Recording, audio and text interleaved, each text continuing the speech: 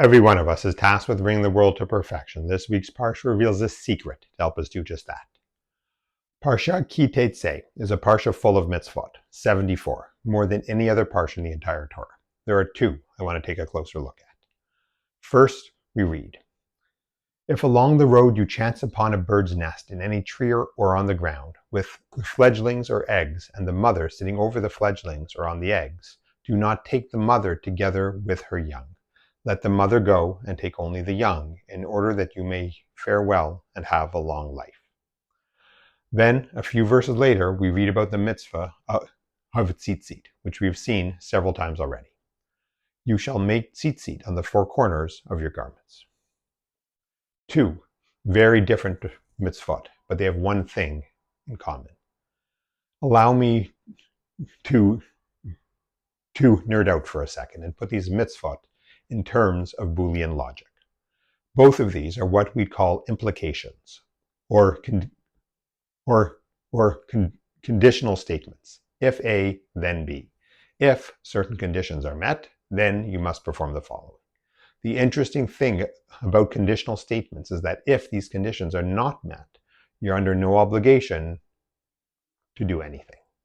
If you have a four-cornered garment, then you must attach tzitzit. If you happen upon a nest and want the eggs, then you must send away the mother bird. But if you don't have a four-cornered garment, or if you don't happen upon a nest, you don't have to do anything. And by not doing anything, you are fully in compliance with these mitzvot. Perhaps in biblical times, garments typically had four corners, and you would often happen upon nests. But neither of those are the case these days. So almost every Jew around the world is in full compliance with both of these mitzvot every day, since we're never in the situation where the obligation takes effect. Okay, so if these mitzvot are ones we never need to actually worry about, why am I talking about them? Because the two are treated very differently these days. Today, and for at least the last several hundred years, the custom has been to specifically wear a four-cornered garment so that we have the opportunity to fulfill the mitzvah of tzitzit all day. We're going out of our way to connect with Hashem through the active fulfillment of this mitzvah. So why do we not do the same thing with the mitzvah of the mother bird? Why is it not the custom to go out every day searching for a nest so that we could send away the mother bird and connect with Hashem through the active fulfillment of that mitzvah? Perhaps a hint to the answer lies in the ending of our verse. "Let the mother go and take only the young, in order that you may fare well and have a long life." This is one of the few mitzvot that have a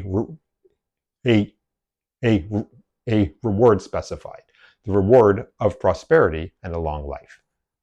Which just begs the question, why are we not going out of our way to do a mitzvah that promises us prosperity and a long life? The rationale behind the mitzvah of sending away the mother bird is debated in Jewish thought, but there seems to be at least some element of compassion for the mother bird. We want to spare the mother bird the pain of watching her eggs or young taken from her. But really, the mother bird being sent away and coming back to her nest and finding it empty would still be very painful. If we need the eggs, we're allowed taking them, and we do it in the most compassionate way possible, but we're still causing pain. And therein lies the answer. Seeking out this mitzvah, even with the reward that the mitzvah entails, would be seeking out an action that causes emotional pain to another living thing. Your reward can't come at the expense of another. Chaverim, my friends, we are well into the month of Elul. The king is in the field. Rosh Hashanah is a few weeks away. Looking at our actions and the impact they have on others should be top of mind. As we approach Yom Hadin, the day of judgment, and all our actions are being brought to account before the heavenly court, we all want to get a few more ticks in the mitzvah column. Try to tip the scale of judgment in our favor. But if our growth causes pain to others, the scale is tipping the wrong way.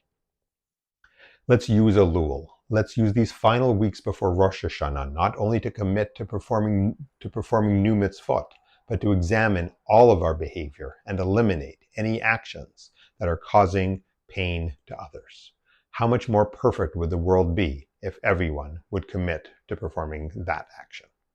That is one thing we can learn from this week's Parsha. How will you step up this week to bring the world a little closer to perfection? Shabbat Shalom and Am Yisrael Chai.